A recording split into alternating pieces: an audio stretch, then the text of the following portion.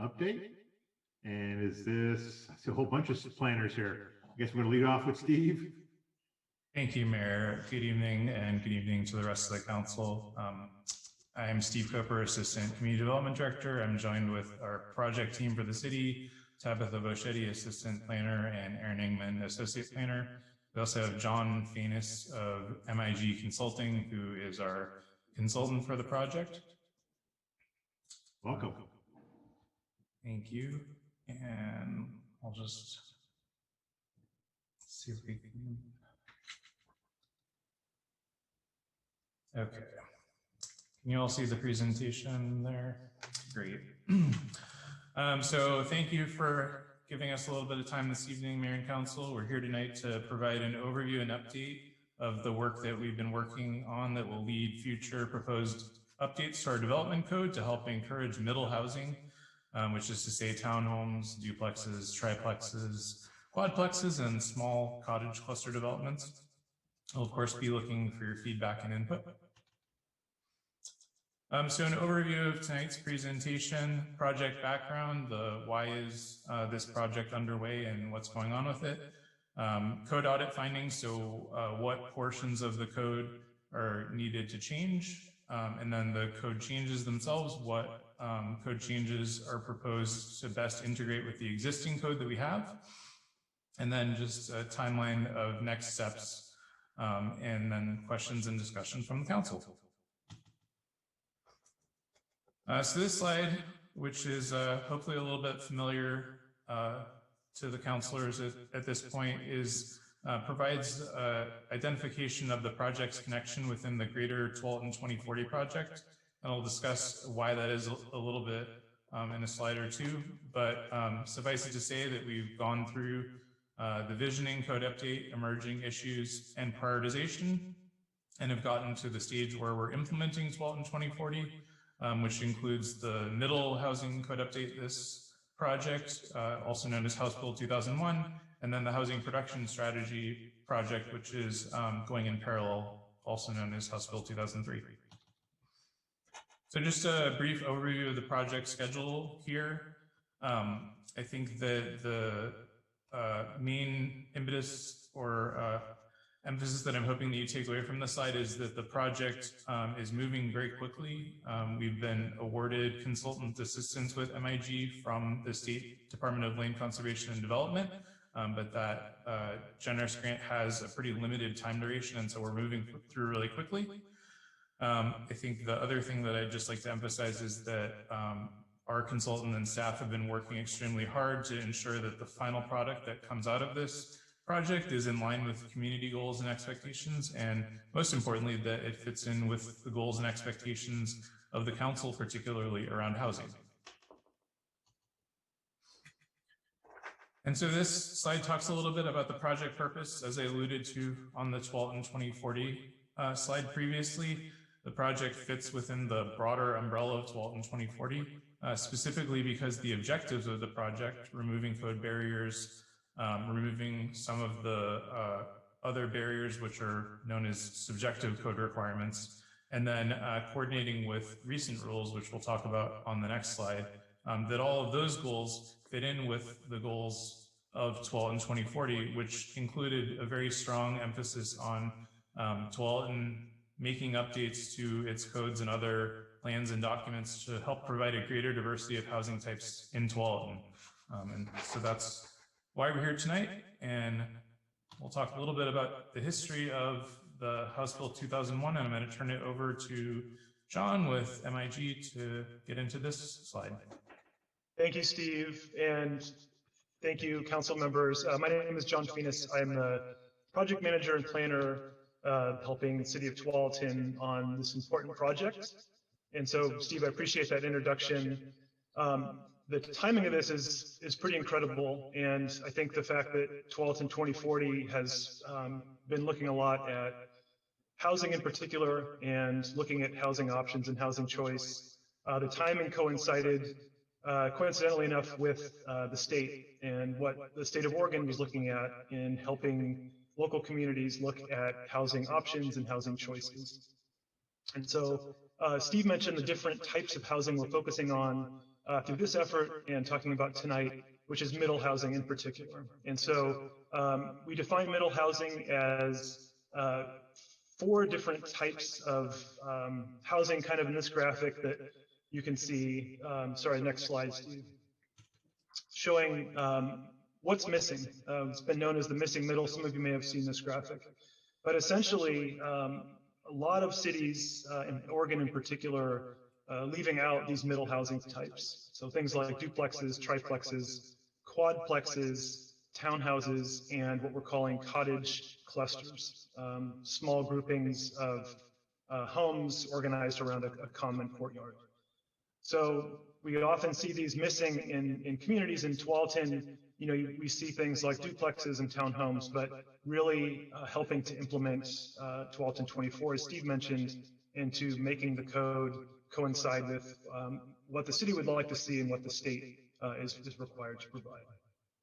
Another part of this is to reduce more subjective requirements around housing in the development code, and part of that is to change and reduce any unreasonable cost or delay, and that goes for how the permitting and application costs takes place, and those impacts that get passed on and carried forward to the person living and buying and renting a home.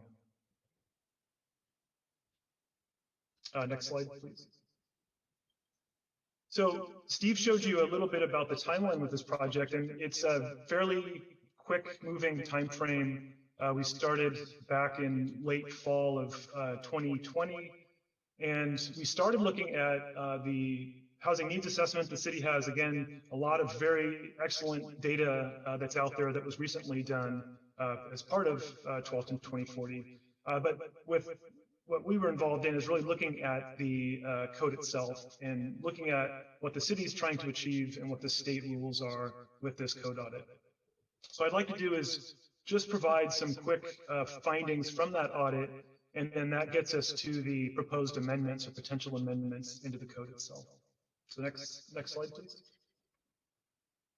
So first, we wanted to find out what do we need to have to increase housing choice, increase housing opportunities to allow this middle housing types. And so the first is to look at the current zoning districts and seeing what's permitted outright versus not permitted or even conditional. And so that was the first thing we did, was to see just how easy is it to allow a middle housing type within existing zones. The next step is to look at any subjective standards that would make this challenging. As I mentioned, you know, anything that is going to add unreasonable cost and delay, both for staff time, for planning commission decision makers, but also for the applicants to try to interpret some of these rules. We want to make sure they're as clear as possible in how we interpret those. Next slide, please. So as part of the code audit, going back to the zoning districts, this map is from the housing needs assessment, looking at the city as a whole, and, you know, how much residential land supply do we have, and of that, just how much is vacant or partially vacant. And this graphic really does a good job of showing, you know, just how little space there is in the city today that's considered vacant for you know, residential development purposes. So that's really those red areas shown here on this map, and even partially vacant, which are some of those orange areas. So we're really not talking about a lot of areas for you know, that are vacant or partially vacant for residential development. So it's important to look at existing zones and existing development, and you know, finding out that single family is the predominant residential type of housing in Tualatin, but what about the middle housing types? What about things like triplexes or quadplexes or townhomes? How can we permit those in the city? And so we took a look at zoning, in particular the RL zone, that doesn't outright permit some of the middle housing types we're talking about tonight. And so that was one of the first findings from the code audit. Next slide.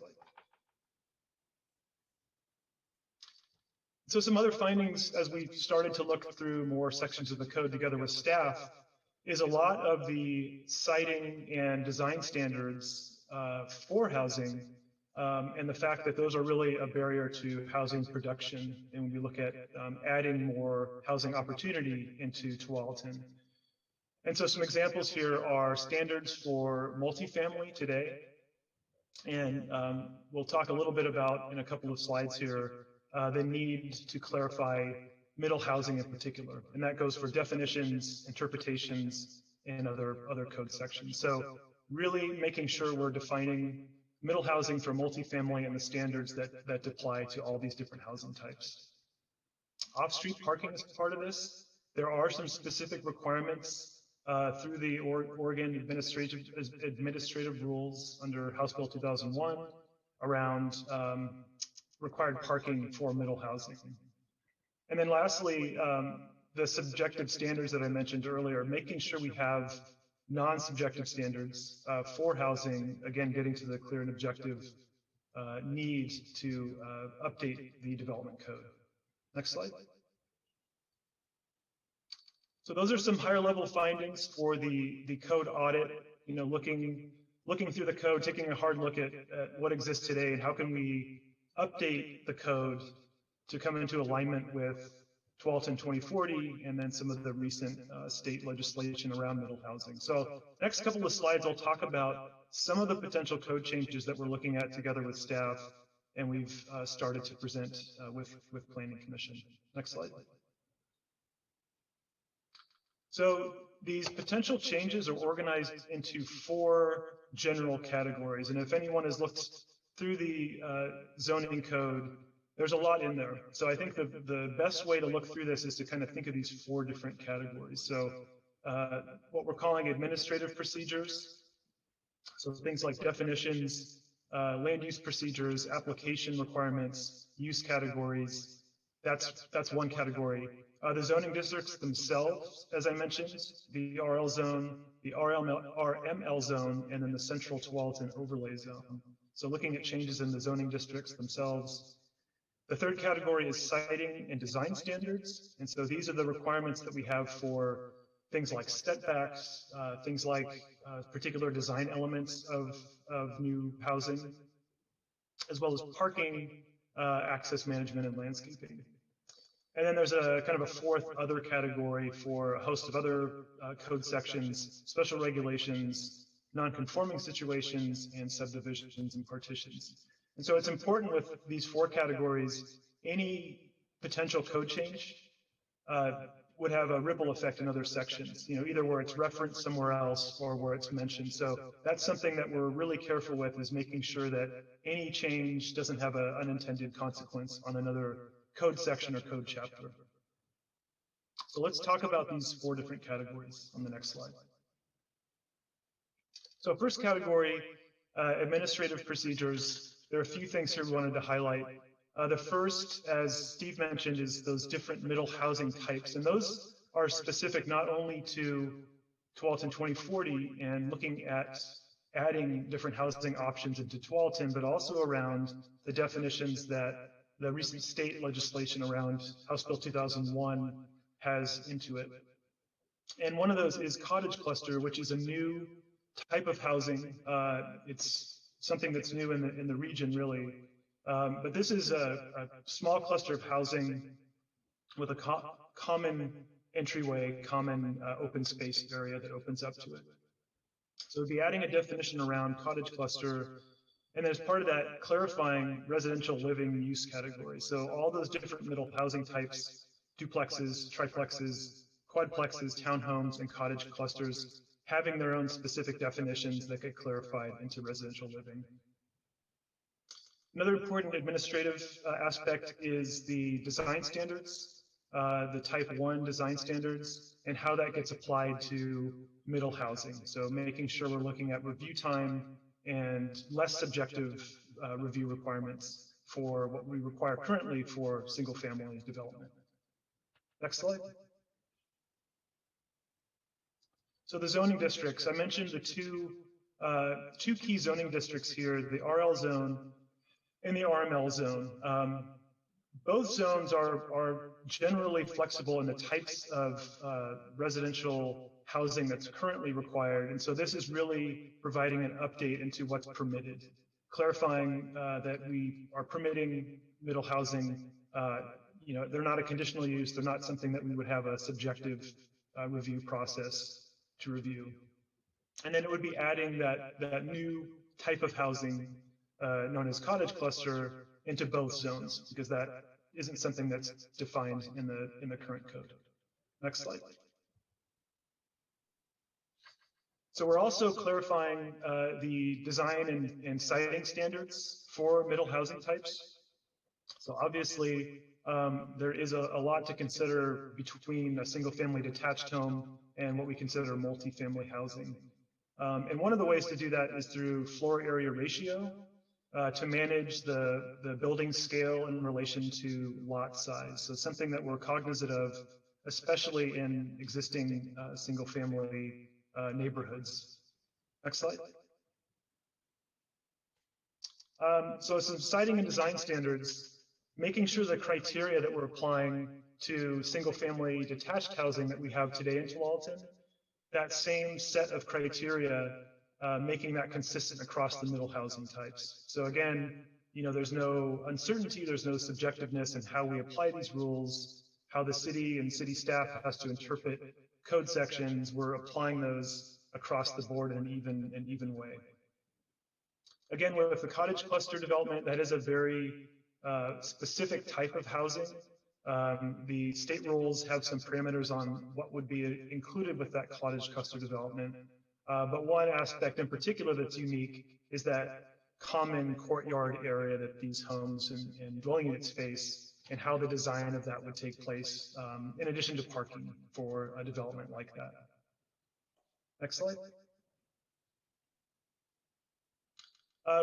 Through the code amendments and what we found through the code audit, this is also a good opportunity to clarify middle housing from larger multifamily developments. There are certain sections in the code right now where it's hard to distinguish, say like a quadplex or a triplex from multifamily development. So we're clarifying how those are distinguished.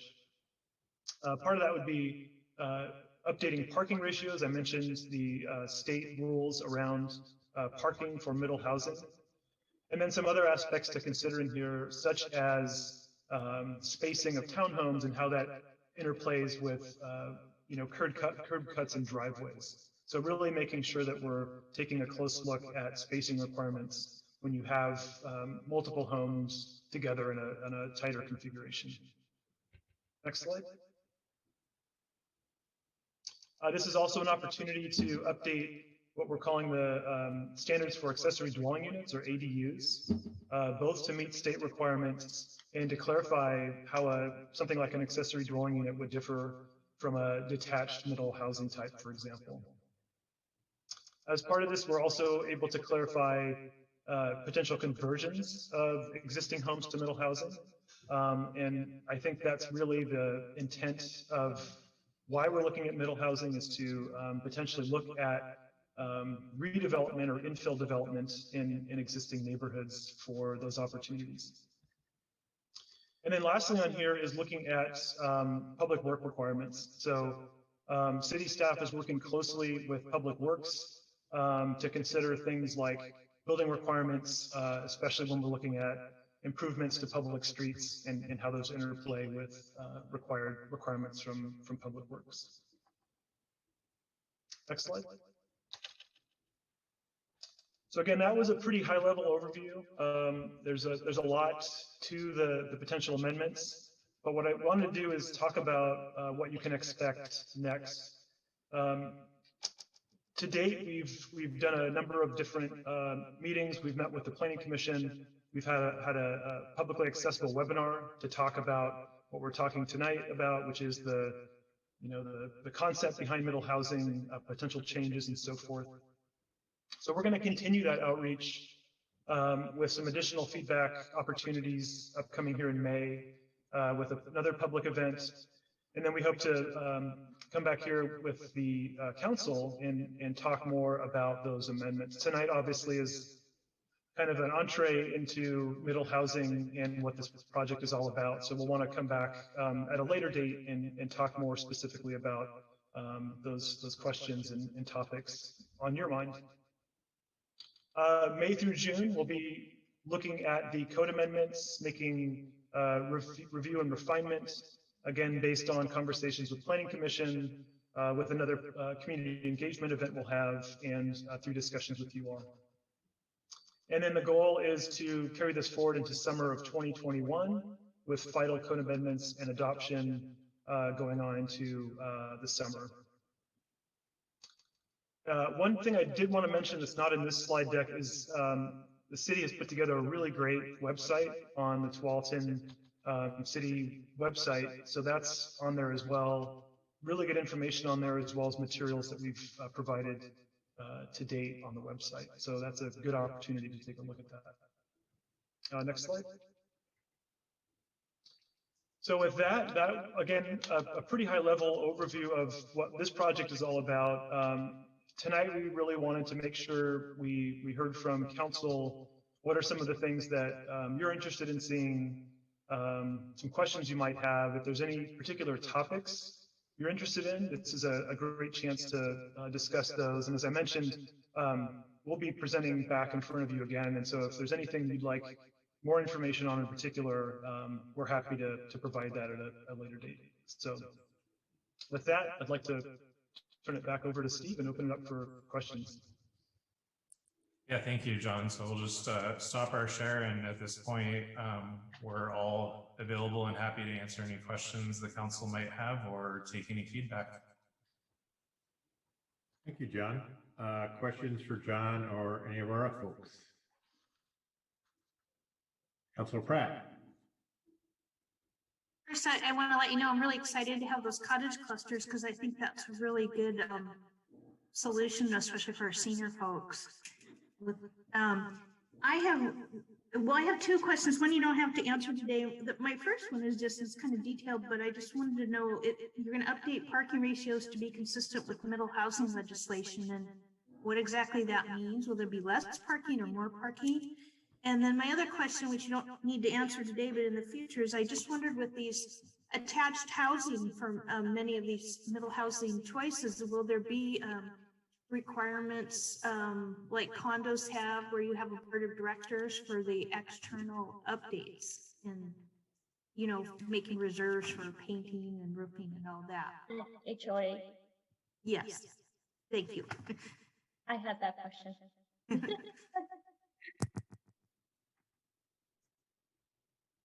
Yeah, so I think I can answer the first one on parking. There are, it is definitely more nuanced, and it's based on the type of housing. So for example, what would be required for a duplex would be different from a quadplex or a cottage cluster. But I would suggest we would provide those specifics. We do have some code amendments we're working on right now, and I think the best way would be to provide those amendments, because it is pretty nuanced on housing type, and some have differences in square footages and so forth. So if you're comfortable with that, we can provide some more information. That would be great. Thank you. I think just to add, I think as an overview, the parking requirements are a little bit less than what we require now. And so we're also looking at ways to mitigate that impact as well. And so that's part of what John spoke to as far as returning with some more information on that. And then as far as the HOA question, I mean, I think that it's legally possible for townhomes to not have an HOA, that everyone owns their fee lot and is responsible for maintenance, but I'm not very familiar with too many townhome products that don't have an HOA and have some kind of common set of rules, just because, yeah, I've not seen that even in like resale market. So what we can look at that again and just see if there's anything to add to that comment or question. Thank you. Council President Grimes and then Councilor Reyes. Thank you, and thank you very much for the presentation. I don't have exactly a question, but I do have two areas of concern that we've kind of already talked a little bit about. Parking and appropriate parking is a big concern for me, especially because we don't have well-developed transit right now in a lot of the neighborhoods. And I know some of the communities like Portland, for instance, has made some pretty strict parking allowance rules, trying and hoping that people will use public transportation more, but that is not as much of an option here in Tualatin. So I would really want to carefully look at that issue. And then my other issue that I want to make sure that we talk a lot about and also talk to the community about is the idea of the neighborhood redevelopment or the neighborhood infill or refill. Again, I know the city of Portland has run into a lot of issues with that, where single family homes are replaced with duplexes or sort of McMansions in neighborhoods, and it causes a lot of problem with property values in the neighborhood, as well as the quality of life and the lifestyle of neighborhoods. So if we're going to make code, change code, develop code that talks about neighborhood redevelopment or infill, I want to make sure that we get a lot more input on that and a lot more community input on that, please. Great, thank you. Thank you very much for those comments. Councilor Reyes. Yeah, I was just adding a little bit on what Valerie, Councilor Pratt mentioned earlier. I think I was in one of those diversity task force meetings at one point when people were mentioning that several townhome or condos did not have HOA.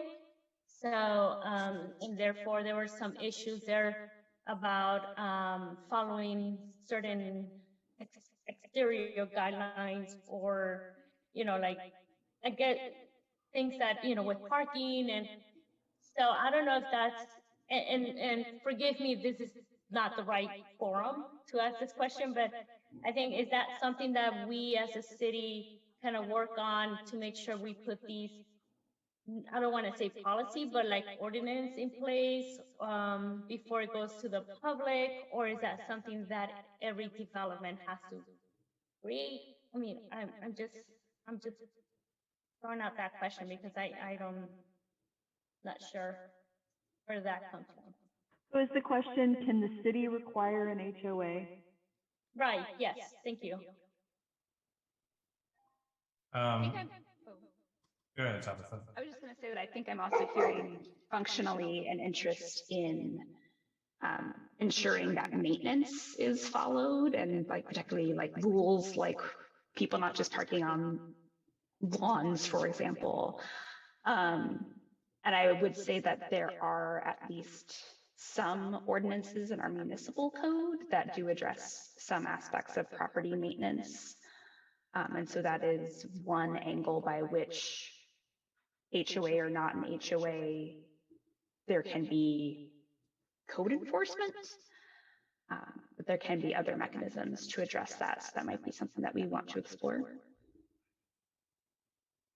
Right, but I guess, yeah, and it's not something like, as long as it's maintained, because I think that was one of the concerns that was brought up at one point when I was in the, when we were collecting information at the diversity task force about maintaining at least the external and anything that was more visible.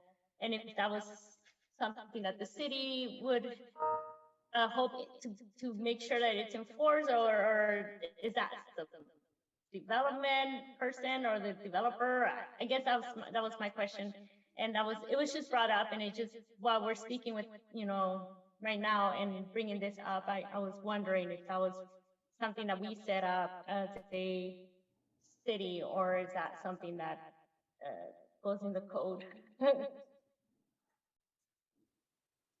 I think we can return with a little bit more information on that for you, just knowing that that's a concern and area of interest. I think we've heard that from some other folks as well, so we can come back with a little more information. Thank you. I'm done.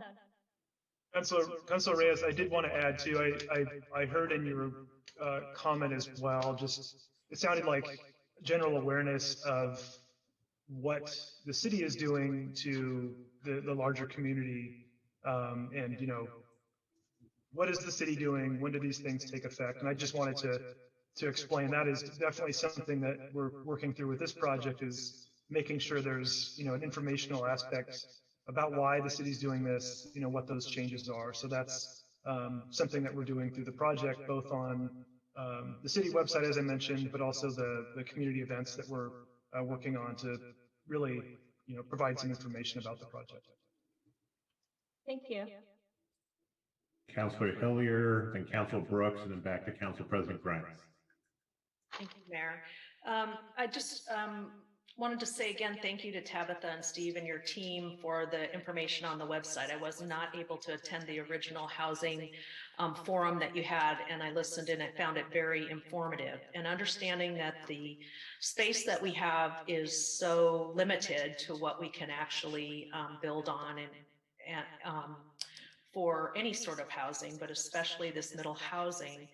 I'm curious, have we thought about the type of amenities to help or that are zoned around that, those sorts of infrastructures? And I guess I would also have a question similar to Councilor Reyes, is in the sense of some types of enforcement. I have the opportunity to deliver food all over our community with the Pack with Pride program.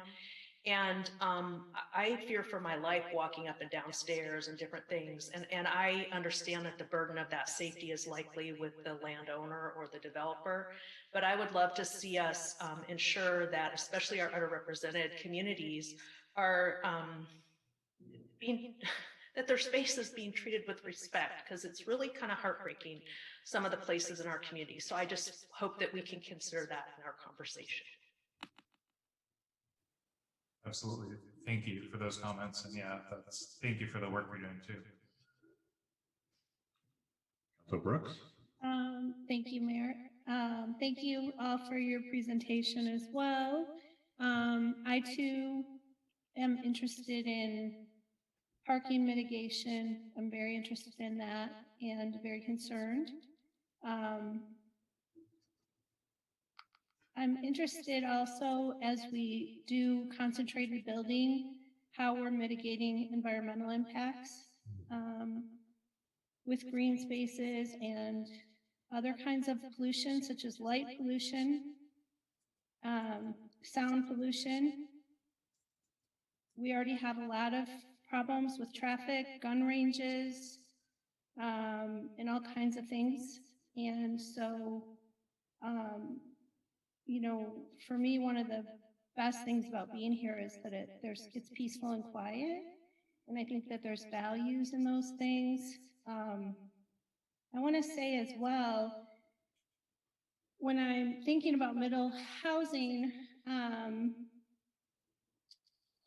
do I want to say it? When we talk about HOAs, if we're really looking at affordability, I know that HOAs can also be a barrier to people buying. So I think there is a way of mitigating what an HOA can functionally do by being mindful about how we develop our codes and what our expectations are.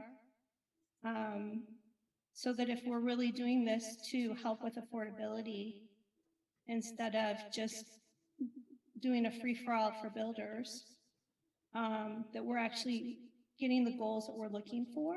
And that's something that I really want to think about carefully. And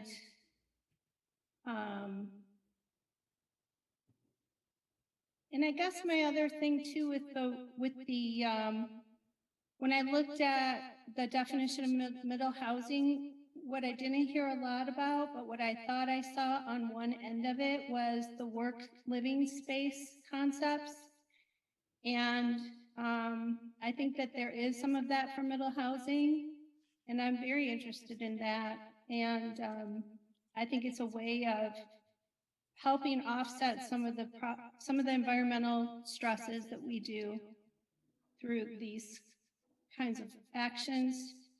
And then, of course, I have concerns around infrastructure and safety. So if you have more concentrated populations, how can you see around corners? Are you moving from here from another area? And how unsafe I feel driving around Portland, because there's not a lot of space between the curb and the corner for parking, and the visibility is cut off. And I don't know how many times I've been surprised by a bicyclist or a walker. So just maintaining a sense of safety on our roadways and how we can protect the safety and well-being of the people that we're trying to serve through these. And I really appreciate the work. Thank you. Yes, thank you. Those are all really great points. And I think that we can come back and talk a little bit more about just maybe more broadly where this project fits in with some of the other things that we're hearing as well. And so that's great feedback. Thank you. President Grimes. Thank you. There was one thing I apologize, I meant to mention earlier. When I look at the missing middle equation, one of the things that jumps out for me specifically is senior housing, whether it is an issue of accessibility, single level, affordability, low or no maintenance, multi-generational. I'd like to see a discussion around code, around concepts and ideas to embrace the idea of having areas specifically for senior housing or have senior aging in place housing as part of individual developments that we do. I think we have a lot of people in this community that would love to age in place, would love to retire and stay here. And we have a lot of large multi-level homes, but we don't have very many at all moderate, single level affordable homes. And with all of the healthcare and everything else that has bloomed in Tualatin, it really is a wonderful place for people to retire because there's a lot of great amenities here, but we kind of need, I think, housing options to kind of catch up with that. So I'd like that to be kind of a robust part of this discussion also. Those are great points. Thank you. The one thing I will just put a plug in for is that some of these things that you're talking about as far as like universal design are also part of our potential housing production strategies on the House Bill 2003 work. So we'll make sure to highlight those when we get back to you with that conversation as well, so that you can see the work that we're doing there. Other questions? Great. I just got two. I'll just pile on about the parking question. And my concern is new development versus infill. The biggest thing we'll hear back from the community is they don't want, blocks and blocks of cars, parked back to back, like we do now have in a couple of areas of our community where there's single car garages and every inch of street is used up for parking for the, the car that's either on the street because the garage is being used for a storage space or it's a multi-car household. So how do you address that without having, the fear of a fire truck not being able to get through that community because it's so tight? And the second thing is parking when it comes to ADUs. Actually had this conversation yesterday at the SHOT clinic of a woman who wants to add an ADU in her backyard, but what's stopping her is that she'd have to widen her driveway for a third spot because she's not allowed to have, on-street parking with an ADU under our current standards, which, she wants to do a good thing and have a very affordable unit for someone to live in, but she's going to have to widen her driveway from 2 to 3 slots. So that's something I'd be interested in hearing more about, specifically ADU parking requirements. And second thing is, you mentioned it a couple times, is reducing subjectivity in our code.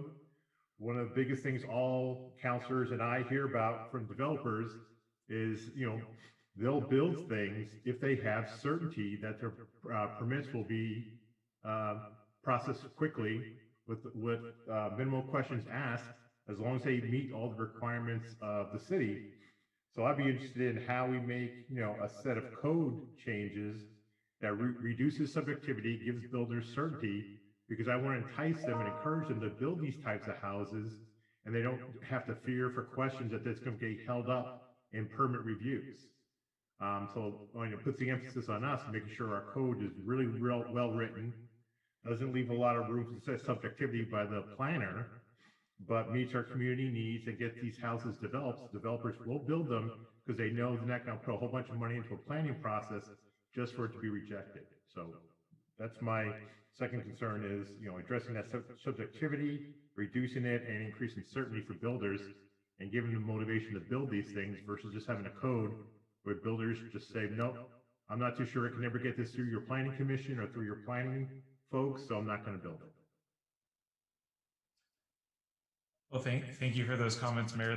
The one thing I will just quickly address is that the parking requirement is part of that ADU update that we're going to be making, where it'll eliminate that need, and so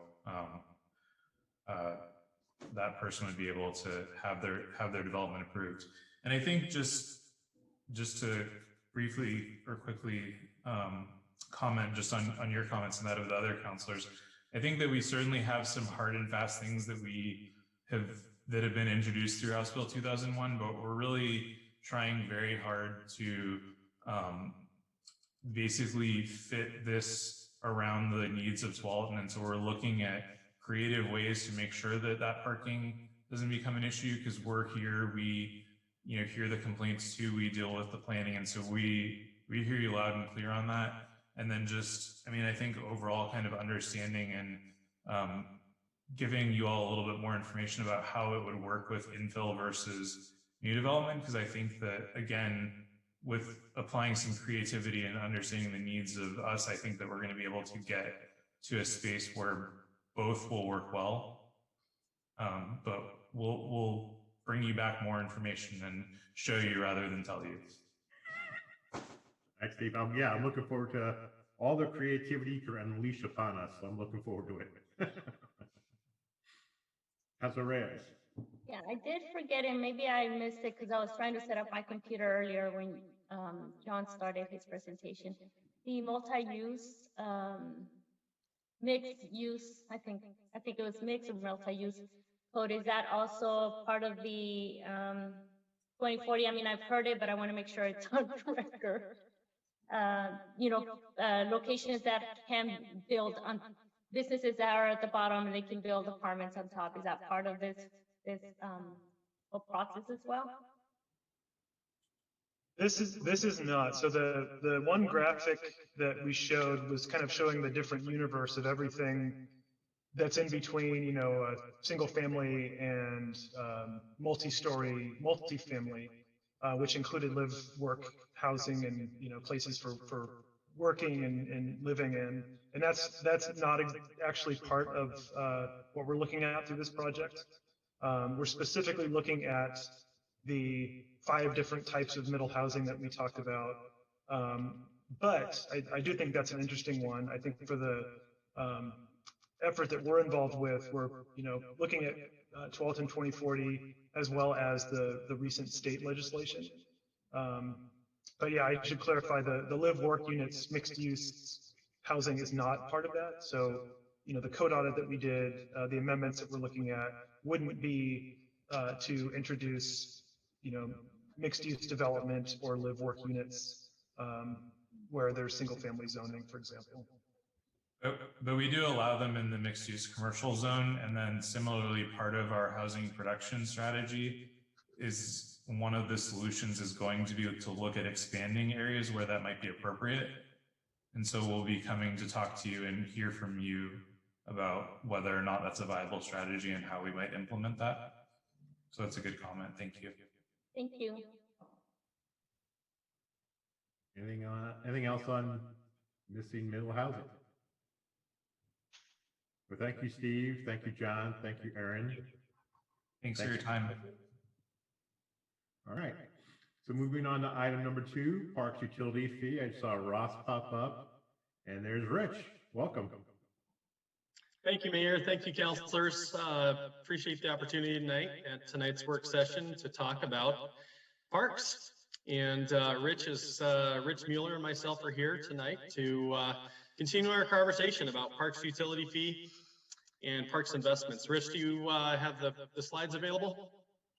I do, but I'm struggling to find okay, I got it. Share screen. Thank you. So as Rich is putting the slides up, we can talk about parks utility fee. This has been an ongoing conversation in our community about how do we continue to invest in our park system. In particular, as the case is tonight and has been the case in past conversations, our past investments in our park system and their age and where we're at in the life cycle of some of those assets and amenities throughout our park system. So we'll go to the next slide. During the last 3 years, there's been extensive council involvement and consideration about the park system. T-Park has been involved at every step. It really started with the master plan acceptance, which showed the need. There is quite a bit of community engagement and support. It identified projects and costs and recommended funding sources. Project prioritization followed that and really prioritized high, mid, and lower priorities that needed to be taken care of in the park system. There is also funding option discussion during that time. Park condition and assessments, the whole system was assessed, all the assets, in order to figure out what the priorities were, what the costs were, and that took some time in mid to late 2019. At the end of 2019 and beginning of 2020, park funding options were discussed. Again, the needs, the priorities, the costs, and funding opportunities were shared and discussed with council and T-Park. Park condition assessments and costs really showed us what the immediate need was, what the midterm, and then what the lower level need was. And that's the next slide that we'll share with you. But it really kind of ended at the end of 2020 with council approving an ordinance which opened the door, permits a park utility. You've seen this slide before. This is a condition of the park system. These were the assets that were assessed, and there were just, under 750 different assets throughout the park system. And it shows you a score of 1 is something like a quality playground that's brand new, good condition, is not going to have to be replaced for years. A score of 5, really there's concerns, there's safety concerns, accessibility concerns.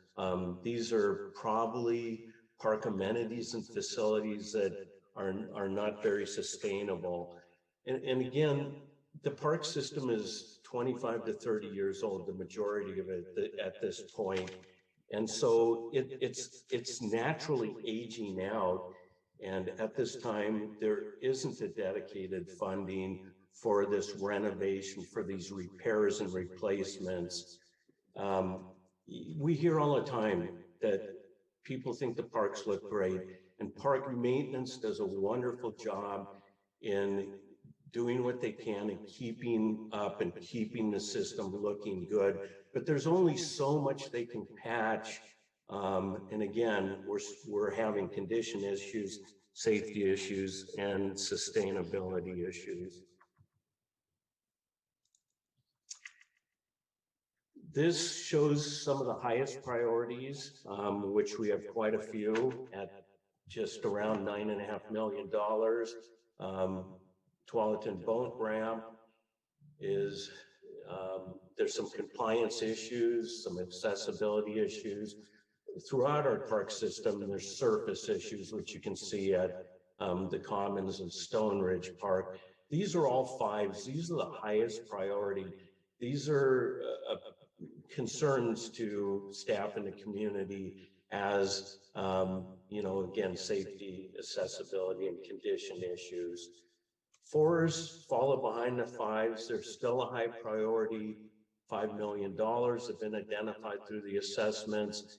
And again, you can see some surface issues, some accessibility issues, and some condition issues here. And with that, I'll turn it over to Ross. Thank you, Rich. And Rich mentioned T-Park's involvement. T-Park has really spent a lot of time talking and thinking about this topic. How do we address aging infrastructure in our parks? And Rich Mueller, Kyla Seska, a number of staff have spent a good deal of time over the past year, year plus, I should say, providing this data so that we can inform you to make the decisions about what the right path forward is. So tonight, what we are looking for is direction from you, Council, to set a rate for a park utility fee. You might recall late 2020, December 2020, you approved the funding mechanism, so that park utility mechanism has been approved, and so we're at the point now of deciding and implementing a rate to start to develop that fund. So here are just a few examples. These are projects throughout the system that a park utility fee would be really a good fit for. Things like smart irrigation. So our old aging irrigation systems with old controllers can be replaced with smart controllers that use data from the National Weather Service to water efficiently, so we're not wasting water. Sport court resurfacing, and you'll see other projects listed there at various price points. These are all identified in our master plan and also all scored through the past work we've done over the past year. And the next slide gives some more examples. So these are sort of larger projects throughout the system that really have a need for an investment. And one example, we have the common splash pad renovation that's underway right now. It's about a $500,000 project. And this park utility fee in fund would be very useful for staff to, one, to use to leverage state grants as a match. Two, to contribute to some of these larger ticket items. For example, the boat launch at $2.5 million. A funding mechanism like a park utility fee gives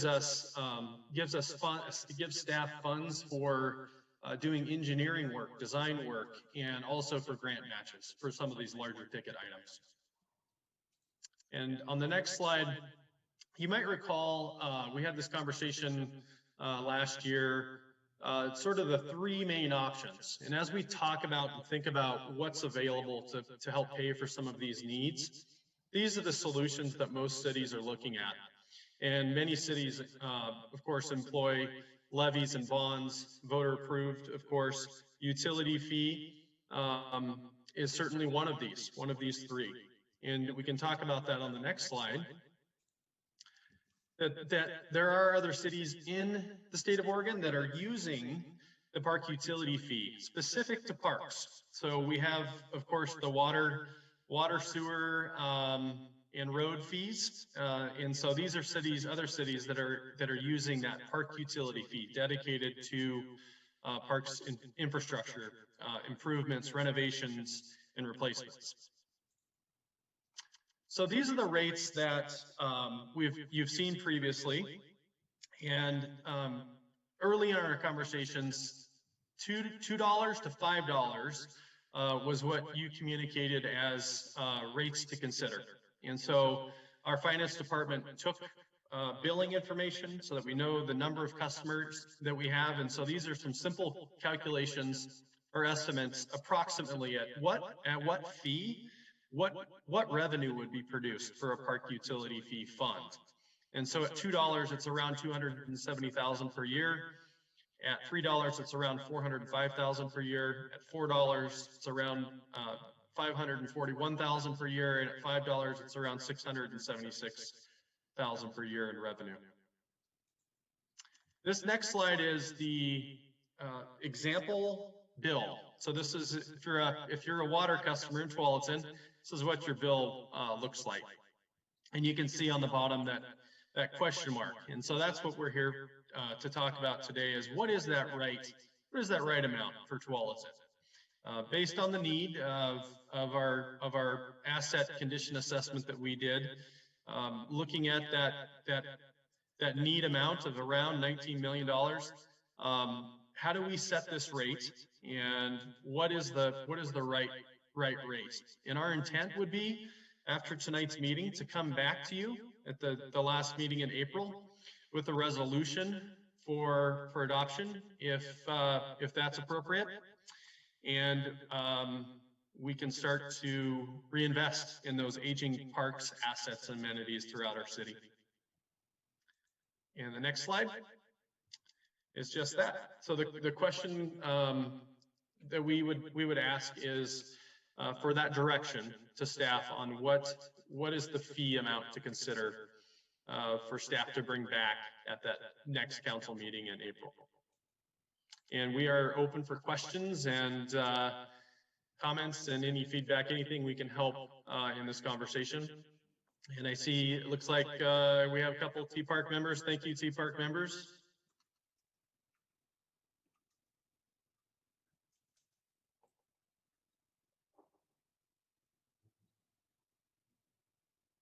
Thanks, Ross and Rich. I see Council Hillier's hand is up.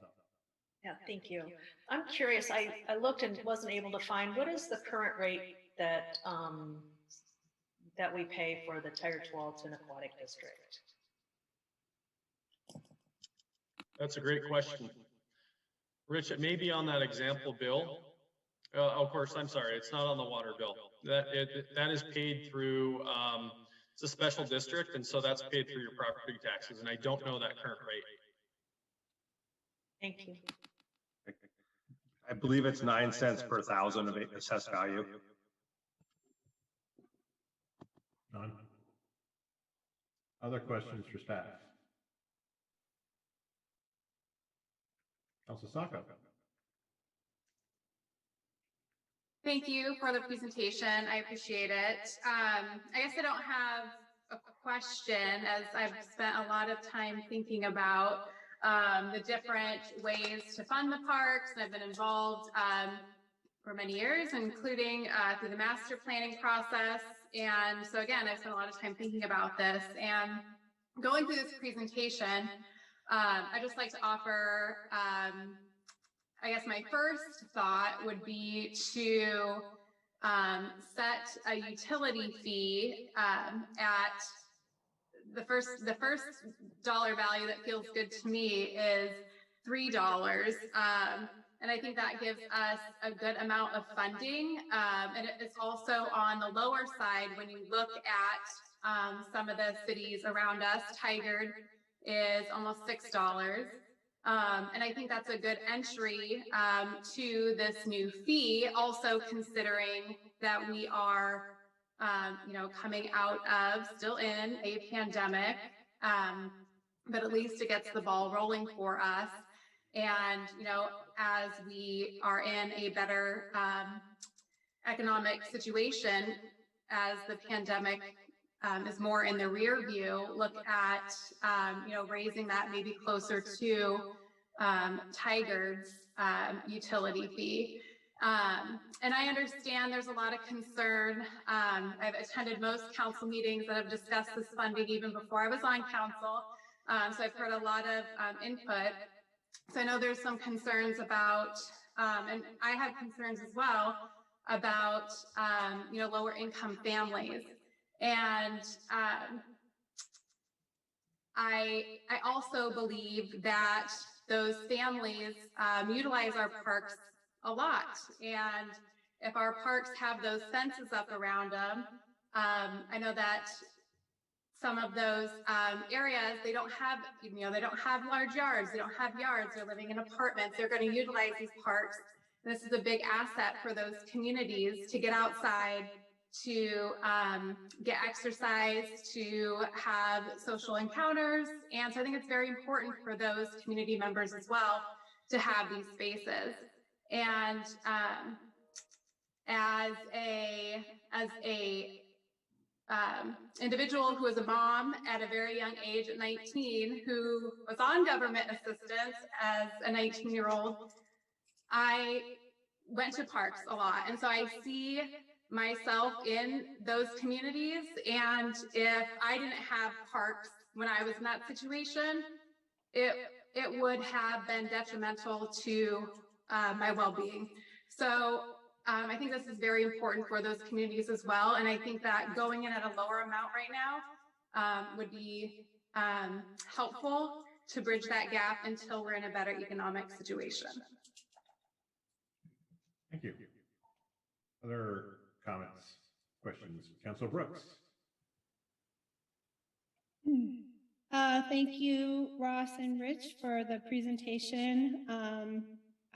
I'm in favor of a parks utility fee. I haven't been secretive about that at all. I think that we're in a place that we don't want to be in with deferred maintenance, and I don't think it's responsible not to take care of our assets from an ownership perspective. I kind of would actually rather see something a little bit higher, like $4 or $5. I'd like to be comparable to the area. Actually, what I like is $4.50. And when I'm thinking about people that are struggling during the pandemic, I know that there's relief specific money coming for water bills, which would cover the parks utility fees. So people that have been adversely affected by the pandemic will be able to have relief around that through the American Rescue Plan money. So I think that, you know, with the pandemic, there's definitely been people struggling, and there's also been people that have done very well. And I don't know, I feel like the longer we put it off, the more expensive it's going to be. And I think we're in a unique situation right now, especially because of the bucket of money for people with water utility fees that we could get a bump up through federal dollars to help offset. And I think it would be smart to start at $4.50. Anyway, that's my initial feeling. And you guys have been working on this for a really long time. I feel like I have been too, and I've only been on council for one term. I also want to say that when we get in these sustainable solutions like the water, and we start mitigating those costs and do what we do with our fleets of vehicles, and we have a plan forward that makes sense, that a lot of the issues that we're facing will actually reduce costs in the long run as we become more efficient. So I appreciate this conceptual plan and the thoughtful, mindful way that this has been carried through, all the community input, and just the deep love and desire that our community has to support and maintain our parks in a way that is sustainable, accessible, and open to all of us. And when we hear about ways that even more yards will be reduced as House Bill 2020 impacts and other things happen, the backyards of our community are going to be, the parks are going to be even more needed and appreciated. So thank you. Other comments? Councilor Pratt. Oh, I'm going to put a number, money number on this. If we were looking just at the parks items, the 9.6 million for the items that are marked to 5, so desperately need help or close. If we did the $3, it would take us 23.65 years to take care of just those.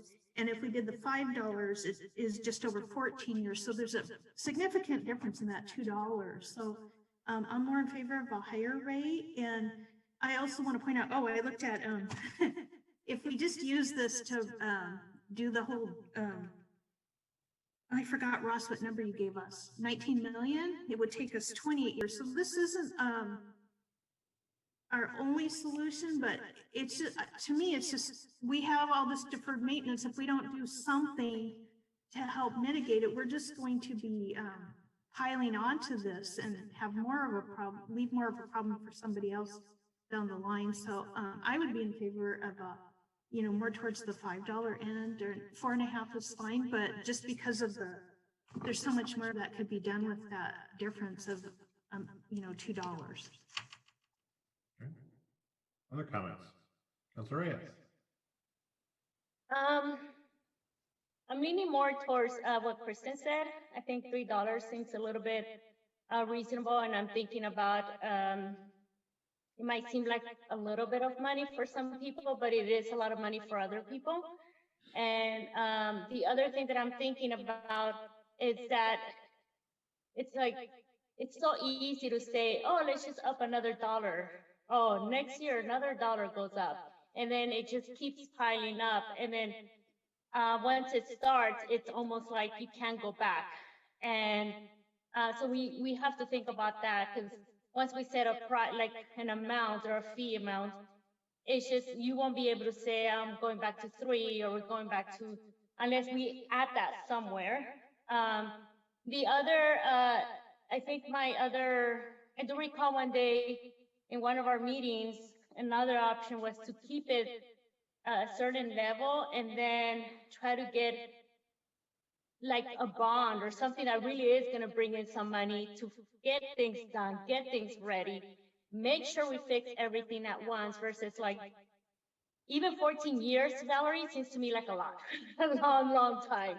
So I just think if we can get something on to work it out better, that we can get some money that it's significant to go ahead and make the change, do the renovations we gotta do, and then slowly pay, and then remove that amount from the fees. Like if we say, okay, we're gonna start off this way, but once we go and we collect the money that we need to do all the renovations we need to complete all the projects, then that will go away. Something that will not keep going in people's bills every month. So, and there's some kind of incentive to support something like this. So that's where I stand right now. Yeah, that's my comment. Thank you. Thank you, Councilor. Other comments? Council President Grimes. Yeah, going back to our conversation we had last December, I do have a couple thoughts on this. There was a lot of discussion then about the idea of adding essentially a tax without a public vote. And I still think that that is a concern. And to some degree, I feel like we're sort of arguing about the frosting on the cupcake, but we're not really worried about the cupcake. And to me, the fee and even the potential of raising the $676,000 sounds like, a good start, but that's nothing compared to what is actually, what was really needed to get the most severe and, I guess, dilapidated, for the lack of a better word, park projects going. I mean, we have in the category 5, which was the most extreme category, with $9.6 million worth of updates and repairs needed, raising $676,000 annually. While that's a great amount of money, that's nothing. That's barely a drop in the bucket to what we need. And, looking at it over a number of years to raise the money, that just means that the number 5s are becoming more decrepit and appreciating by year. So what I'd like to see us have a discussion about is a fee amount, which I think is a nice piece of the puzzle, but I think that we also need to talk about or commit as a council to looking at a levy or a bond to go with this. Because I don't think we're going to be able to solve the problem we're in with the utility fee. the math doesn't work in the length of time and the assets that we need to correct. It doesn't work. And I have always thought that the idea of a fee should go hand in hand with a levy or a bond so that we have a complete mechanism to fix the problem as opposed to trying to just take these little teeny tiny bites. I would be open to talking about a fee if we could also make that contingent upon having a very serious discussion about a levy or a bond. And if we were to discuss a fee in that parameter, I mean, I think that we should start with the $5 fee only because without a fee at that level, the revenue that we're generating isn't even enough to deal with some of the minor things that are on the list. And the idea of adding on a fee, but then having to wait 18 months to be able to even start to make the repairs of some of the most distressed things that we have, I just don't find that to be a very good solution. And I'd be interested to see what other people think about the levy and the bond idea to work as a companion piece with the utility fee. I think, Mayor Bubenik, that was something that you felt strongly about also when we talked about it in December. So I'd like to see if we could get 4 of us on board to take a really hard look at a levy or a bond to go with the fee. Councilor Pratt. Yeah, I agree with Nancy. I'm so tired. Anyway, sorry. Council President Grimes. And I'm wondering, I know like when there was a call done a while back, there wasn't much support for the parks. And I know we've been in really tough economic times, but our parks have been so used through this COVID time with people at home. I'm really wondering if there would be support for a bond now. I see the fee is not a total solution, but just something in place. So, you know, if we got a bond, we could do a lot of these repairs and fix things, but I feel like the fee, utility fee, and by the way, we are a representative government. So, you know, some decisions we need to make for our constituents. And I feel like this fee is just something to help keep things in a better state of repair going forward and into the future. And I would contend that I would hope that if there were any increases in the fee in the future, we would be very cognizant of what our neighbors are doing and wouldn't, you know, go out of bounds in that rate. So, you know, and keep it at a fair level. Councilor Sacco. I agree with what Councilor Pratt just said. I do see both these mechanisms as a requirement, where I see the utility fee as something that's ongoing to keep our parks open and to make sure that we're making the necessary repairs as they come up, and to have that funding source. Where a bond or a levy, I feel, is to make those bigger investments that are needed that we've let go for so long. So the bond or levy is really to take care of those bigger things as they come up, or that we've let go. And then this utility fee is more of a maintenance throughout the continual years.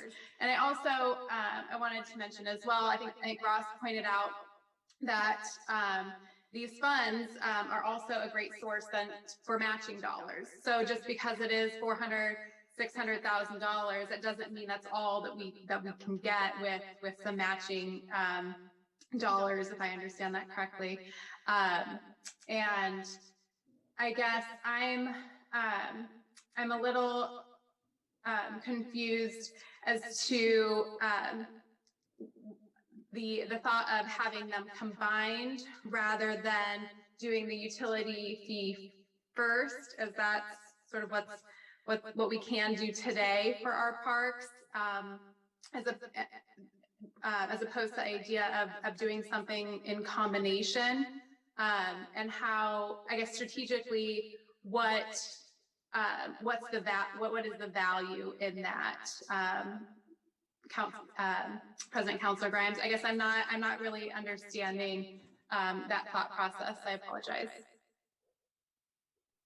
No, I appreciate that, Councilor Sacco. And also I wanted to say thank you so much for what you shared earlier about the use of the park in your earlier life. I appreciate that. I think that's one of the great things about our council is that everybody has such great backgrounds and that they bring to the position and great care and thought. And I appreciate you sharing that.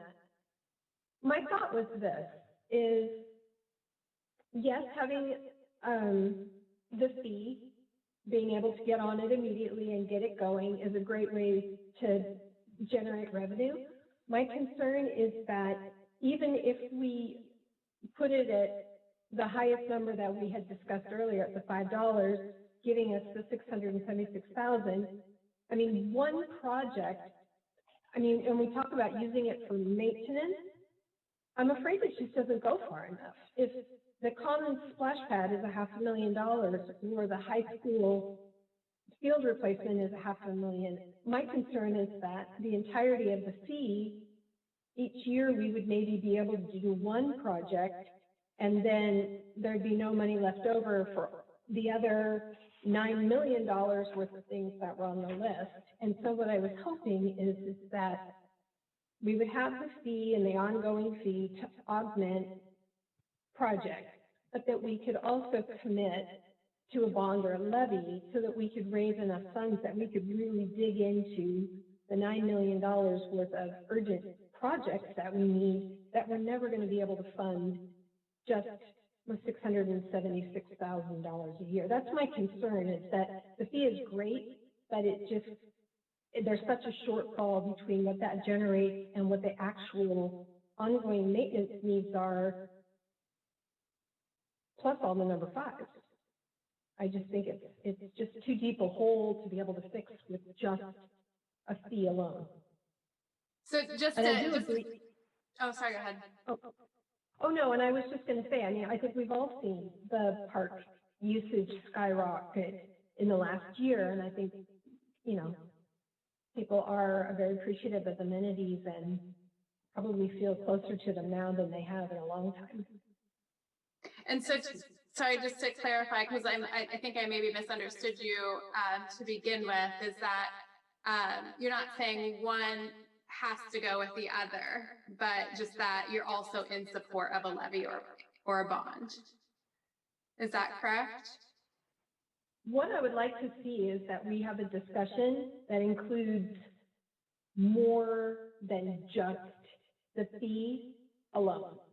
I don't have a problem with the fee. I don't have a problem voting on the fee, but because that's not going to solve the problem, I think that we need to look at the bigger picture and have a bigger solution and start looking into another funding mechanism to add to this soon, quickly, to make it one large package for one large problem. I guess so. Councilor Reyes' hand first, and then Councilor Brooks. Yeah, I think if we are gonna go with a bond for and use both, like some of you have proposed, the bond, the levy, plus the maintenance fee or the fee in the water bill utility. I feel that's a lot. I feel like if we are, that's a lot to ask from the community. I'm not saying either one or the other. I'm just saying that it seems like we asked people, we had a whole survey done, and people spoke on that survey. We're forgetting that, I feel, and it's just, we're asking people to do all three or two out of those three, or if we are, I really don't support $5 a fee. If it's going to be both of these, like a bond and or a levy with a maintenance fee. I know we got to fix it. I know we got to do a lot of stuff for the parks, but you know, there are a lot of things we want too. And so we don't get it all. So I feel like that we're just being a little bit, I don't know. We had a survey done, and I think if we don't remember that survey, I don't know. We're not I want to refer to what people said, and people are not in favor of a lot of stuff there. And if we need to do another survey, I'm in favor of actually doing that better, because it's just getting really more and more and more because we want more and more and more. I don't know. I feel like if we're gonna do both, or we want to do, I'm not in favor of like the highest $5 a month plus a bond. It just seems like a lot for a family to pay a month. That's just my opinion. I don't know. That's how I feel. Thank you. And Councilor Brooks is up next. Thanks, Mayor. Thanks everybody for your thoughtfulness. And I see, like many others, I see the utility fee and the bond as being, I appreciate what you're saying, Council President Grimes. I think that there should be a strategy, and at the same time, that doesn't mean that I don't want to get this piece done as soon as we can, because we've been talking about this for a long time. The thing with the bond or the levy is that we would have to do the research and it would have to go to the voters. And so that's going to take more time if it were to go forward or not. And Councilor Reyes is right. There's got to be research done. I do think that with separating the projects out into what a utility fee and the matching grants that can accompany that, which I do not want to leave off the table at all, plus the federal money that can help augment people that are struggling right now in this moment, and whatever else infrastructure might be coming down the pike. So those things, I'm thinking about those things as we move forward. And at the same time, I think we're in a pressing situation where it's costing us money as we delay. So I also am very mindful that we sent parks back for this utility fee conversation specifically and independently. So that to me does not mean that I don't have a commitment to talking about a bond or a levy. And I think a bond that's very defined, like our traffic thing was, might be something that voters could get behind, but I don't know if that's going to happen or not. And even if it did, it would be for capital projects. And I think that we need to have a source of income that's dependable so that we can leverage more grants federally as well as other types of grants, and that we have incoming flow to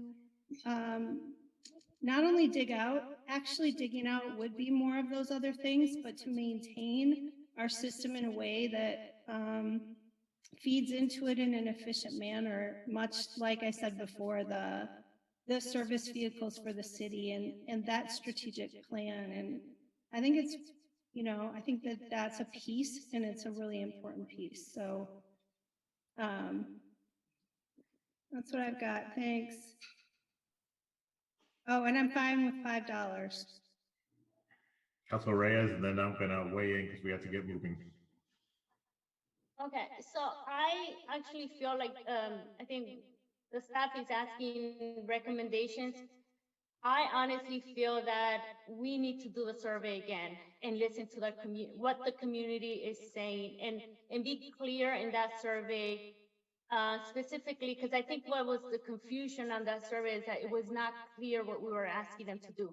And so I'm in favor. I don't even want to make a decision until I think doing the survey will help us a lot to make a better decision for the future of the community.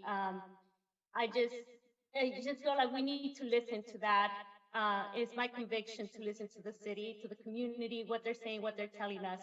And I think I would recommend a survey again and be done with clear understanding of what we're asking them to voice out. Okay. All right. So here's where I stand, and Councilor Grimes was correct. Council President Grimes, that I'm in favor of the $4 rate, $5, $4, because it is very important that does fund some of the things we need fixed right now. As was pointed out, as former Councilor Joelle Davis, you say things never get cheaper, they get more expensive. So we've got to address those items that need to be addressed. This will give us a pot of money to work on those projects that need to be fixed ASAP. Will it pay for $500,000 projects? No, but they'll pay for the smaller projects right now. I do want to bring back a discussion of a bond or levy at a future time. Right now is probably not a good time, with the economy coming out of the COVID and the economic impact that's had.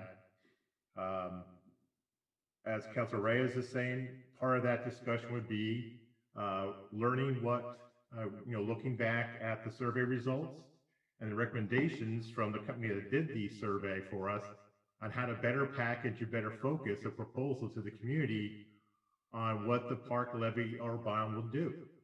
But in the meantime, we need these funds to fix those things that are wrong. And that in the event that we do agree on a bond or levy and we get public support, we put it on the ballot. And then the public will speak on how they feel about, paying additional funds for parks. If they agree that parks should get funding, then yes, we go look at this fee again. Because as mentioned, this fee is basically more of a maintenance fee than it is for capital projects. If we do get the bond or levy, as was mentioned, depending on which way we go, one will not pay for maintenance. One pays for capital projects and one doesn't. This gives us a little bit more flexibility to pay for both, that we can do a capital project and or maintenance using these funds because we have a lot more leverage. So my thought, as pretty much was a blend of what people were saying here, is I would be in favor of approving or directing staff to do a resolution or an ordinance directing a certain type of dollar fee, when it should be invoked, because that's one of my concerns too. I wouldn't want this to be implemented right away. I'd like to see it implemented in a few months, see how COVID's doing. In my mind, if we are okay with it, maybe implement it in September, because we'll have a better idea how the economy is doing at that point. We start collecting funds, and then a few months after that, we put it on our calendar to revisit the discussion of parks, bond and levy, because we do have our work plan for the next couple of years. And if this was one of the things we're going to have to deal with as far as parks and facilities, we'll have that discussion, dust off that research that was done, the results we got from the voice survey, and from the recommendations from the consultant to say, okay, how can we do better? How can we, basically inform and educate the community of our needs? And that's what I think would make, sounds like all 7 of us okay, a combination of those 2 things. But right now, just an initial commitment to get this fee approved and implemented in the coming future, because these things are not fixing themselves, and we need money now, and we might be a year or 2 away from a bond or levy. How people feel about that? Gee, heads nodding. Okay. So item number 1, if people are in favor of implementing a parks fee, what dollar amount people want to do that? I've heard $4, I've heard $4.50, I've heard $3. In my mind, 4 splits the middle, but Councilor Brooks. Well, I'll make and then Councilor Grimes.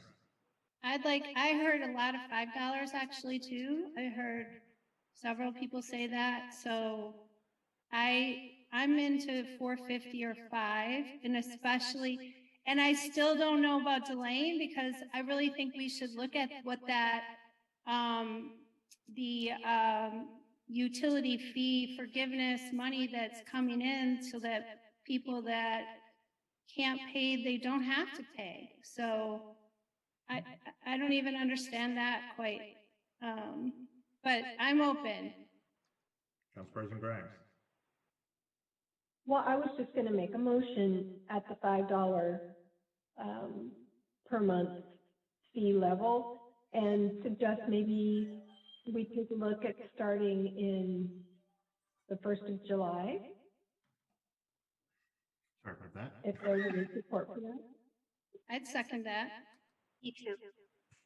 All right, so it sounds like I have 2 folks who are In favor of a $5 fee implemented in July, City Council President Grimes?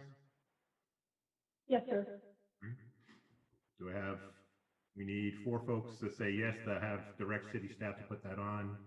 I think you had me, Councilor Brooks and myself also. So with Councilor. I'm okay with it. I'm up for. Bridget, do you want to talk or you just put your hand up? No, I put 4. There was 4 and it looked like Kristen. It looked like 5. I was just counting. So we got 5. Looks like we got the number we need. Direct Charlene to put this on a calendar for, it's an ordinance, Charlene? It would be a resolution. A resolution for $5 a month, starting in July. And then we will reconvene regarding the follow-up steps for a bond levy. I think we want to engage the services of probably Barney and Worth, who helped us through the transportation, and they have a very solid way of looking at this, where they start with stakeholder interviews and go through an extensive process doing focus groups, and then help you determine, what the next steps are. So. Yeah, I mean, I think that addresses Councilor Reyes' concerns and all of ours. We want to hear from the community if they support it. What do they support? It might be something we're not thinking of, but they'll tell us this is what we do support, and when that's, this is what we'll pay for, and let's, give the people what they want, and give them terrific parks that are maintained well and open to all. They're safe. Yes, exactly. All right. So you have what you need, Charlene, on this one? We do. Thank you for the good discussion. You'll see a resolution on general business coming back in the next agenda, May 10th? Or no, April 26th. April 26th. All right. Thank you. All right, moving on to item number 3, council meeting agenda review, communications and roundtable. For the pledge tonight, I think we're up on position number 3, which would be Bridget. So Bridget's got double duty to do the pledge and the COVID remembrance. We have a proclamation tonight declaring April 18th through 24th Volunteer Appreciation Week. Who would like to do that one? Councilor Pratt, you're it. All right. And then any questions on the consent agenda tonight? We've got 3 items on consent. Everybody okay with it? All right. With that, then we'll start with our council roundtable. And Councilor Sacco is the first one in my picture here. So, thank you. So I just had a couple things. First of all, on April 8th, I attended the Urban Renewal Task Force. At that meeting, we updated the boundary to include the affordable housing apartment complex that was originally not included in the original document. We reviewed a list of projects. We had great discussion on what was included, why, and maybe what pieces and language might be missing. And then those projects include items such as sewer, parks, transportation, and then I believe the scheduling for the task force to come before council is in August.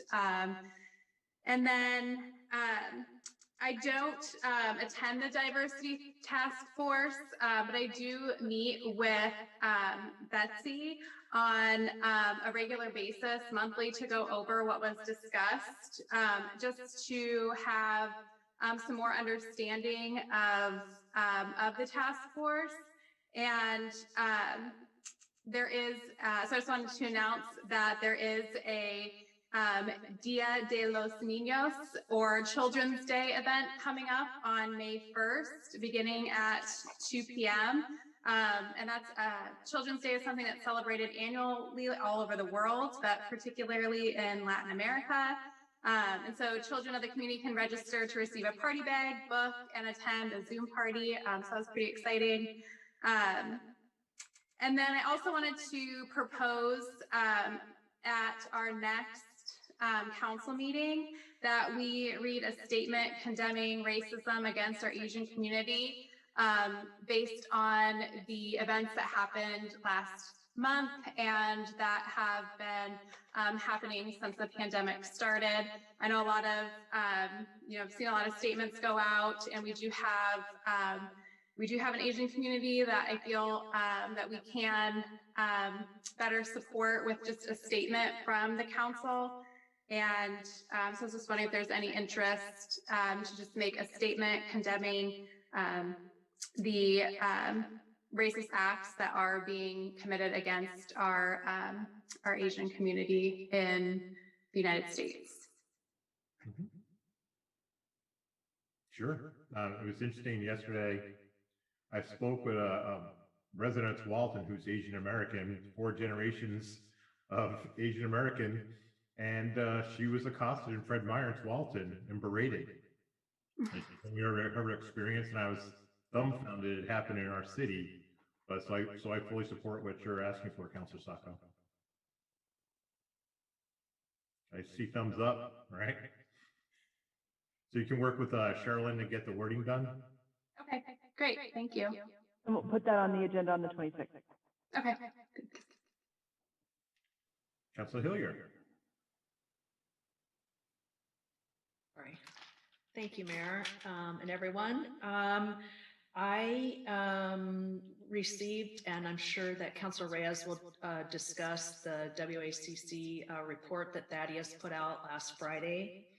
And I'm sure that Nancy, since I'm the alternate, I don't want to steal any thunder of the excitement. And Nancy, I'm sure we'll talk about our science or lack thereof of a movement this year on our scholarship fund. But in times past, I would like to share that the Washington County CHIP, the Community Health Improvement Plan, has invited members, both elected officials and those who work within the wheel that they discuss as part of the Community Health Improvement Plan. On Friday, Washington County launched their 2020, a little bit late, yes, and 2023 vision, and they had one of the most meaningful discussions from Jillian, excuse me, I won't say her name probably right, Jillian Joseph, who is the executive director of the Native Wellness Institute. And as soon as I get the recording from that, I'm hoping to be able to share it with the community members that are working on our land acknowledgement statement. It was the most moving thing that statement and reasons, and sharing about smallpox and some of those other things from her historical perspective. And it is a call to action, and it's a grounding, and it's a great opportunity for us to continue to learn and be able to have an action item on our website and that sort of thing. The 2 goals that they talked about were community healing and resilience in the wake of COVID, and achieving the health equity in Oregon with the Senior Program Director, Alicia Lee. So if you're interested in learning any more about that, you can go to the Washington County site. I think that there's a lot of great information there, and to know that Tualatin Together, along with the Tualatin Police Department, participate in sections of that Community Health Improvement Plan is something to consider, and as do others, I think, in the community. And then I was excited to see the chief put out the SRO contract information language. So I'm really excited, and looking forward to how that moves along, and I have full confidence and trust in the chief and his officers as they will move that forward with our school district. There's also, in the wake of so much mental health, and with the students going back to school, just as a reminder that campuses are closed from 7:30, I believe, till 3:30 or 4 in the afternoon. And so I know that this is a big change for we as community members who yes, often off-leash lets my dog, which I know I'm not supposed to, but I do up at the school grounds. And he's white and fluffy, and no one would bother him, or he wouldn't bother anyone. But at any rate, it is a reminder to us that we are not to be there. And if you're speaking about the mental health things, there is a question, persuade, refer from the Get Help to Train organization in partnership with the Tualatin, or the Winona Grange and Tualatin Together, if you're interested, on Wednesday during a lunch and learn. So That's all I have. Thank you. Councilor Pratt. I attended 2 meetings on April 1st. The first was the Oregon League of Cities statewide conference call, and first they updated us nationally on Biden's infrastructure plan. The part that was great was that they are totally intending this to be direct and flexible. The part that's not so great is the money will go directly to cities with 50,000 people or more, which is not Tualatin, but I'm still hoping that we somehow get the funds directly and flexibly. Then Leah Horner from Governor Brown's office just talked about that. That was a couple weeks ago. The case counts were going up. At that point, the hospital capacity, they weren't too concerned about, even though cases are going up, and that 27,000 vaccines were being done daily. And I just wanted to make a comment that last week we were 6 daily cases short in Washington County of going back into the high category. So we still need to wear a mask and be good. Then I went to the Clackamas County Coordinating Committee meeting, and they talked about 2 things. First was the regional supportive housing services and their local implementation plan. We heard a few months ago from Washington County, and theirs was very similar, where they're going to focus first on chronically homeless people and supporting services. So their priority list, I thought, was very similar or the same as Washington County. And then they talked, the Clackamas County talked about the transit development plan, which we had a presentation, I think back in November. It was longer ago than I thought. It was similar. There's still no funding for the actual, vehicles to run. But the thing that was good for Tualatin in that was that on their priority list of maybe 5 things, that 2 of those were hourly service on Borland Road and hourly service from Oregon City on I-205 to the I-5 interchange. So those would be great things for us. And that's it. Thank you. Councilor Brooks. All right, here we go. I want to thank Megan and staff. I participated in the how to make a public comment video, which I dusted off my rusty Spanish, and I'm sure that Councilor Reyes made up for some of my roughness, but I'm really grateful that we're doing this and having ways of being more bilingual and access for people to make comments here in our meetings. I also, on the 25th of March, I did this elected check-in with Chair Harrington, and we must have talked for an hour, and it's the first time I've checked in with any of our county commissioners, except for doing other kinds of committee work. So I felt really touched that she reached out. We talked mostly about some of the conversations that we had with LIP and some other city goals we have, including conversations around climate action plan and her thoughts around the county and the city. And it was a great conversation. And I'm very grateful, and I'm grateful that she came also to our meeting the other week. On the 26th, I joined with the League of Cities. They are forming a women's caucus, which I think is overdue, and I'm really happy to hear, and looking forward to more diversity in our local League of Cities. The National League of Cities is a very diverse place. And on the 31st, I went to the first tier suburbs meeting for the National League of Cities. And it was interesting because of our conversations, it was about the future of retail and how retail and things are changing. I want to wish everybody also that celebrated Easter and Passover, and tomorrow is Ramadan begins. And so be mindful around that. And the 5th, I participated in the State of the City filming. I'm looking forward to that coming up. And then on the 6th, unpacking the American Rescue Plan with the NLC. And that was about April's after-school policy advisors networking. And so I met our lead, and there's an extra $65 million just for municipalities for childcare opportunities that can go through local governments or nonprofit organizations. So that money and discussing after school programming, which I know is of interest to our mayor and a lot of people in our region, was discussed.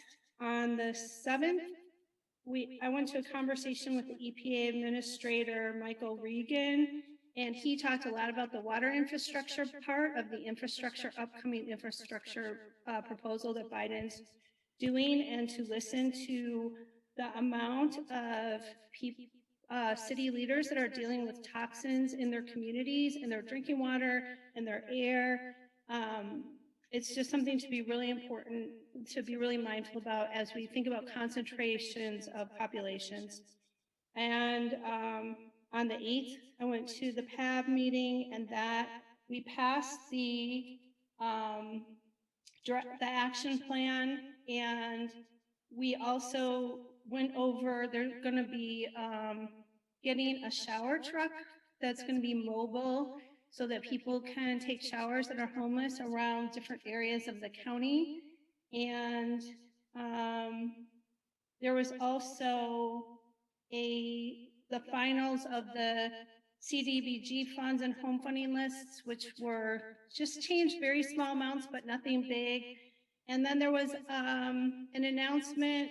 The chair is going to be stepping off for personal reasons, so I'll be chairing the meetings for the rest of the term until I think the next elections are in July, because I'm the new vice chair, so now I'm stepping up again. And finally, with PAB, there was an announcement, an informal announcement that there will be more money coming from HUD for the home grant. So they're going to get an extra around $6 million. So that's really good news for building, for all the things that the home grant does. And then finally, as a few of us, I was at the vaccine clinic yesterday, and I just want to thank Sherilyn's staff, Chair Harrington's, her leadership with the county, and then all of the volunteers, including our mayor. Sir, I mean, I think when I was there were definitely more volunteers there than there were patients. And I know there was patients rolling there all the way through, but just the all hands on deck and the commitment that our community has to health and well-being, and also serving diverse populations through this clinic is really impressive. And I'm grateful to be a part of, I think it was a 500 vaccine clinic. So anyway, that's it for me. Thank you. Councilor Reyes. Not much this week. Many of you received Bates Russell's MAC information, so you all read it, I hope. But we haven't had a meeting with MAC for a while, so I'm still waiting to see when we're meeting as far as that committee goes.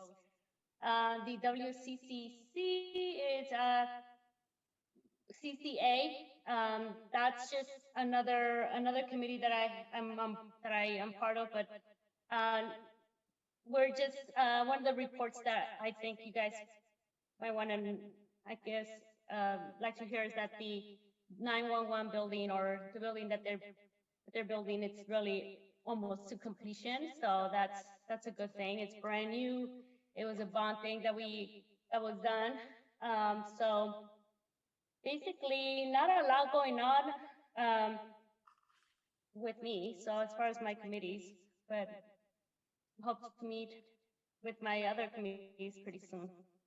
And no big, like not new information that you are not aware of. So thank you. Thank you. Council President Grimes. Hello. To touch on what Councilor Hillier mentioned, sadly, we were not able to procure any additional funding for our STEM scholarships this year, which was really disappointing, and I'm very sorry about that.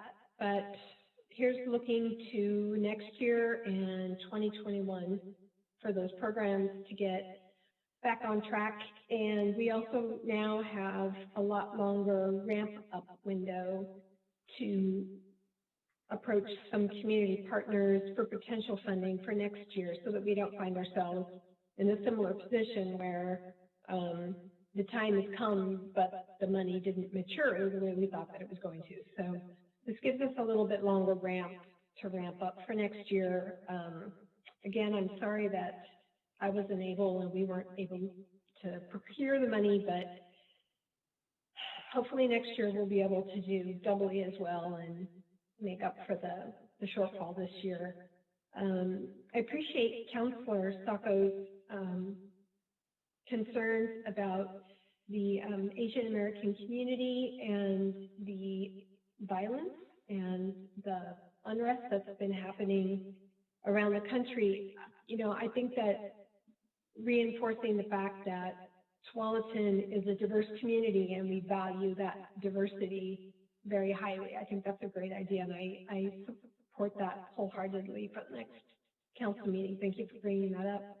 And then just a reminder about the State of the City on May 12th, 6 p.m. And yet another thank you to Megan for all her hard work in corralling all of us to tape our parts of the presentation in support of the mayor's hosting of the event that night. So thank you so much for all the extra work that went into that, and I appreciate it very much. And I look forward to seeing the entire presentation next month. All right, thank you. Few things for me to mention.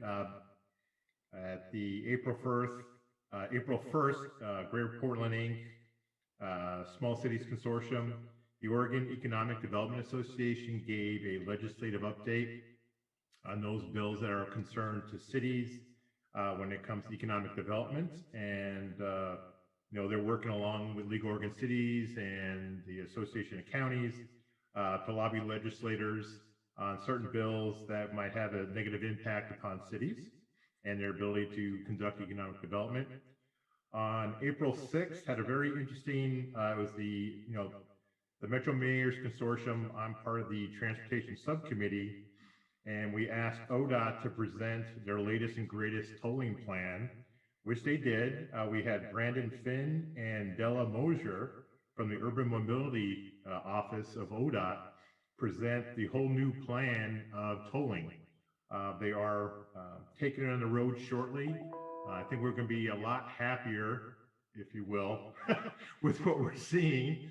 Basically, it's system-wide tolling. You remember this was Councilor Kellogg's big beef with it, but it's now system-wide they're looking at. It's 24-hour tolling. They're introducing congestive pricing. They're also very actively looking at, you know, impacts on lower income folks and the lack of transit going east-west. But we'll hear more. They're tinkering with it. They've heard loud and clear from the 3 counties in the area that the original plan wasn't so great, and so they're working on version 2.0. On April 7th, I attended the meeting with Representative Bonamici held by Metro, asking for certain earmarks be introduced by her to get some funding for transit projects in Washington County.